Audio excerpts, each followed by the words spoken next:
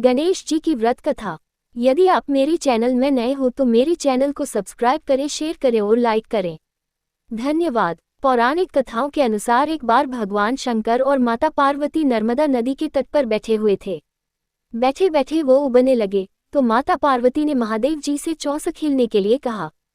महादेव माता पार्वती की बात सुनकर चौस यानी चौपड़ खेलने के लिए तैयार हो गए।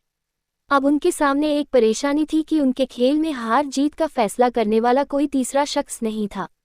इसका हल निकालने के लिए शंकर महादेव ने आसपास से घास के कुछ तिनके इकट्ठे किए और उससे एक पुतला बना दिया। फिर उसमें जान डालकर उससे कहा, हे पुत्र, मैं पार्वती के साथ चौपड़ खेलूंगा और तुम हम दोनों के खेल के साक्षी बनोगे। खेल के अंत में कौन विजयी होता है, तुम्हें इसका निर्णय करना होगा। उस पुतले से इतना कहने के बाद महादेव और माता पार्वती ने चौपड़ का खेल खेलना शुरू कर दिया। दोनों ने बारी बारी से 3 बार चौपड़ का खेल खेला और संयोग से तीनों ही बार माता पार्वती की जीत हुई। जब दोनों ने खेल खत्म किया और उस पुतले से विजयी होने वाले का नाम पूछा तो उसने महादेव को इस खेल का विजयी घोषित कर दिया। इससे माता पार्वती को गुस्सा आ गया और उन्होंने उस पुतले को लंगड़ा होने और कीचड़ में पड़े रहने का श्राप दे दिया। माता से श्राप सुनकर उस पुतले ने कहा, हे माँ, मैंने इस खेल का गलत निर्णय अपने अज्ञान के कारण लिया। मैंने किसी गलत इरादे से यह निर्णय नहीं लिया, कृपया मुझे क्षमा करें। पुतले की बात सुनकर माता पार्वती को दया आ गई और उन्होंने उससे कहा, 1 साल बाद यहाँ पर गणेश की पूजा करने के लिए नाग कन्याएं आएंगी। उनसे पूछकर तुम गणेश व्रत और पूजन करना। ऐसा करने से तुम्हें मनोवांछित फल मिलेगा। इतना कहकर माता पार्वती और महादेव वहां से वापस कैलाश की तरफ चले गए। 1 साल बाद उसी स्थान पर नाग कन्याएं आईं। जब उन्होंने गणेश व्रत के पूजन की विधि शुरू की तो उस श्रापित पुतले ने उनसे इस पूजन की विधि बताने की प्रार्थना की। नाग कन्याओं ने विस्तार से उस पुतले को गणेश पूजन की विधि बताई। इसके बाद उस पुतले ने विधि अनुसार 21 दिनों तक गणेश जी का उपवास किया और उनका पूजन किया। इस पूजन से गणेश जी काफी प्रसन्न हुए और उन्होंने उस पुतले को मनोवांछित वर मांगने के लिए कहा।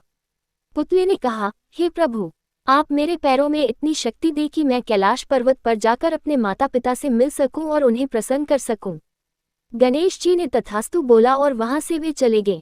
इसके बाद पुतला रूपी वह बालक चलते हुए कैलाश पर्वत तक पहुंचा और वहां पर वह भगवान शिव से मिला। महादेव से उसने सारी बात बताई। बालक की बात सुनकर महादेव ने भी 21 दिनों तक गणेश व्रत करने की इच्छा जाहिर की। दरअसल चौपड़ के खेल वाले दिन माता पार्वती महादेव से भी नाराज होकर कैलाश छोड़कर वहां से चली गई थी। माता पार्वती को मनाने के लिए महादेव ने भी 21 दिनों तक गणेश व्रत किया। ऐसा करने से माता पार्वती 21वें दिन कैलाश पर्वत वापस आ गई और उनके मन में महादेव के लिए जो नाराजगी थी वो भी खत्म हो गई। माता पार्वती के वापस आने पर महादेव ने सारी बात उन्हें बताई। ये सुनकर माता पार्वती के मन में भी अपने बड़े पुत्र कार्तिकेय से मिलने की इच्छा उत्पन्न हुई। उन्होंने 21 दिनों तक गणेश व्रत करने का निर्णय लिया। उस पुतले रूपी बालक द्वारा बताई गई विधि के अनुसार माता पार्वती ने 21 दिनों तक गणेश जी का उपवास किया और विधि से पूजा अर्चना भी की।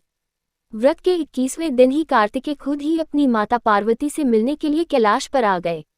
आगे चलकर इस कथा और व्रत के बारे में कार्तिकेय ने विश्वामित्र जी को भी बताया।